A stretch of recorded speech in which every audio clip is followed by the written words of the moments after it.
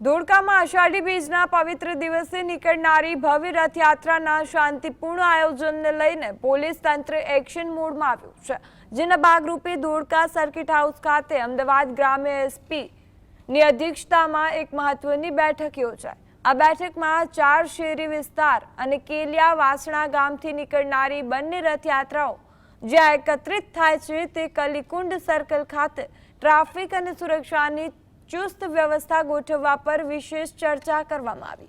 બેઠકમાં હાજર Dholka DYSP PI સહિતના ઉચ્ચ અધિકારીઓ અને સ્થાનિક અગ્રણીઓની હાજરી વચ્ચે પોલીસ વડાએ સોશિયલ મીડિયા પર કોઈપણ વિવાદાસ્પદ પોસ્ટ દ્વારા શાંતિ ડહોળનારાઓ સામે કડક કાયદાકીય પગલાં લેવાની સાયબર ટીમને સૂચના આપી સ્પષ્ટ ચેતવણી ઉચ્ચારી છે।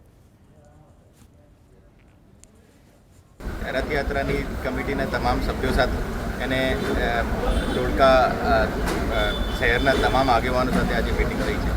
આ મિટિંગમાં ઘણા બધા મુદ્દાઓ ચર્ચા થયા છે। રથયાત્રાનો રૂટ શું છે, અમારો પોલીસનો ડિપ્લોયમેન્ટ એમને એક્સપ્લેન કરવામાં આવ્યો છે અને એની જે વ્યવસ્થાઓ છે, કઈ રીતે પાણીની વ્યવસ્થા કરશે, કઈ રીતે અમે ટ્રાફિકની વ્યવસ્થા કરીએ, એ તમામ મુદ્દાઓ પર ચર્ચા થઈ।